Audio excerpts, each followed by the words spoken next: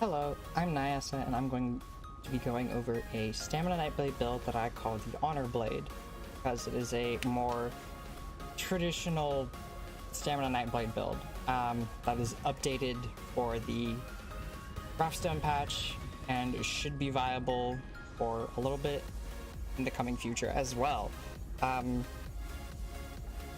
It's basically your two-handed bow build, and I call it the HonorBlade because a friend actually kind of gave me the idea for the name. So, getting into it,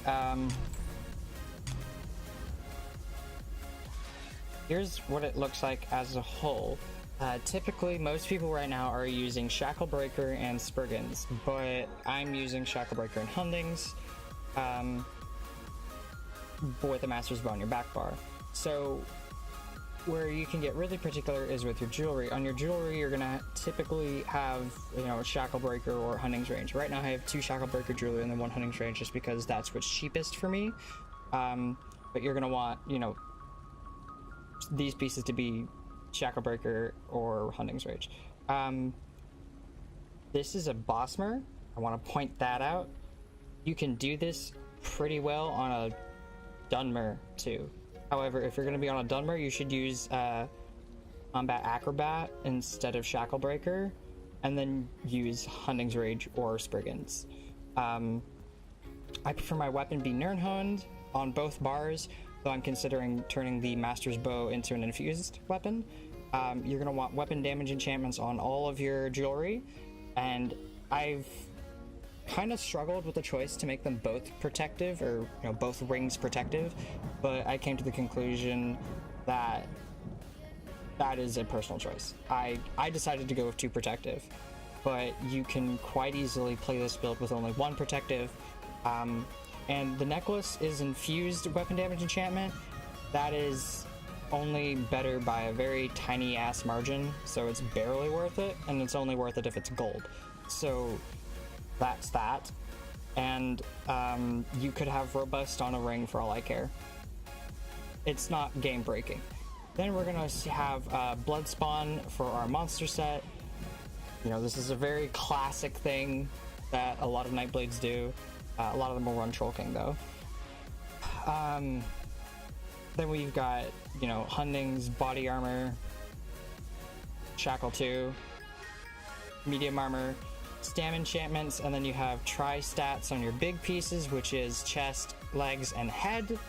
And I am doing 5-1-1 on this as well, because it's more damage, more health, although there is some merit to doing 2 heavy, 5 medium. It doesn't help you a whole lot though. Now, looking at our skills, we've got on our back bar we have Shuffle, Poison Injection to proc Master Bow, Shadow Image, Resolving Vigor, and Cloak. So I actually tried using Dark Cloak a bit on multiple types of builds. I don't like it. It's not very good. It is really a tank skill. And, bleed blades can use it because bleeds are fucking OP, but honestly, I don't like the skill at all. I feel like Vigor is far superior, and I'd much rather cast Vigor than waste time casting this piece of shit. So we're using Cloak. Shade is also our, kind of getaway relocate ability. One of the Nightblade bread and butter skills. Rally for our burst heal because you need that on stamina. Fear, you might have a hard time hitting people with Fear, especially if they have major expedition, but it's one of the better CCs in the game. It's not as good as it used to be. It only hits 2 enemies when Streak fucking stuns like 6 people, so yeah, that's balanced. Executioner, now you can use Killer's Blade. I like using Executioner because the animation cancels smoother, and because it's a weapon ability, which means it'll proc your enchantment. So that enchantment might catch someone off guard and kill them. The damage of Killer's Blade is something a little bit more. So surprise attack, this is your bread and butter spammable, and it also applies major fracture. So make sure you hit them with this every 17 seconds, because that's like 8% more damage you're doing to them. And then you have relentless focus. So I used to like never care about this skill when I played Nightblade, and that's back when in-cap was OP as shit. But if you want to get kills and you want to be good, you're gonna have to learn to use this skill. You know, you're gonna be doing a lot of running around, and I know that hitting light attacks on moving targets can be kind of hard when you're using a two-hander. So if you have to, just stand at range a bit. You know, take that time to build it up with your bow before you roll in, cloak in, whatever you're doing, and attack. I currently have a disease enchantment on my front bar. You can use a poison or an oblivion. I'm just using a disease because that's what I'm doing. And I've got a weapon damage enchantment on my back bar. Yippee. Nothing too special. And going over the back bar a bit more, Shuffle is a really nice buff called Major Evasion, and that's reducing damage from AoE attacks by 25%. It's a hefty amount. And Vigor, which is, you know, bread and butter heal. And then you look at Poison Injection, which is not only a nice damage over time ability and proccing our Master Bow, it's an execute too. So it's not uncommon for me to, you know, nab a guy at low health who's trying to run away with this ability. I have Dawnbreaker on my back bar because I find, you know, if I run into someone who's a werewolf, I can hit them with Dawnbreaker, or if I'm fighting against multiple people and I want to stun multiple people while it's doing a lot of damage, I can hit Dawnbreaker.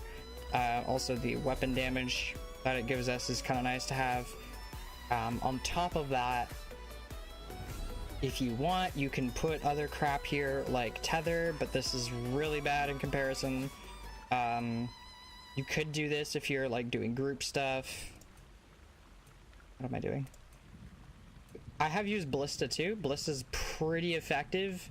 It's hard to counter sometimes, but it does a really good job at like tearing someone up if they're CC'd.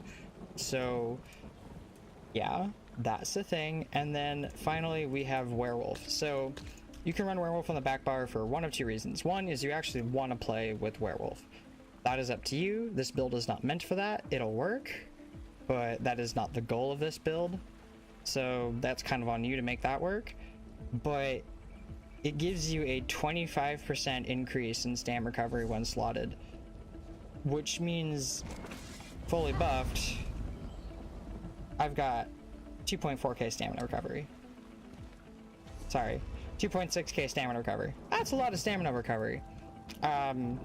It's only going to affect you in your back bars, so like when you're dodging away and being offensive, but face it, when you're dodging and running away, that's sometimes where it really counts. So having that on your back bar is a totally acceptable move. I just prefer Dawnbreaker. So with that being said, we want to look at in-cap, and this is kind of a bug report at the same time. If you are using Combat Acrobat, because if you're playing a Dunmer or a Nord or a Khajiit, you're probably going to want to be using that set instead of Shacklebreaker. If you're using that, it will not decrease the amount of ultimate needed for the stun. It will still cost 250 ultimate. The activation cost of in-cap will go down by a bit, yes. However, the cost of the stun is still 250 or 220. I'm not sure if this is a bug or if this is intended, but I think it's kind of a bug. Not sure. And I'm not sure if I care, honestly. In-cap's a pretty good skill where it is. I don't think a lot of changes need to be made to it in its current form. So yeah, that's kind of nice. Quick tip is, when you always want shade around, right? Even if you're not if you know you're not going to be using that mechanic, you want it around simply because it applies Maim to your opponent.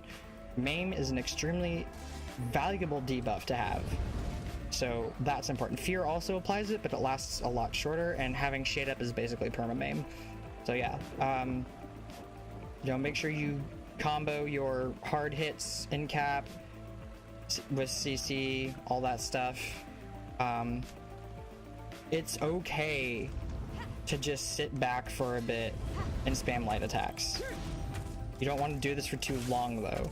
But if you need to kite and get some space between you and opponent, you want to build up a merciless, that is okay.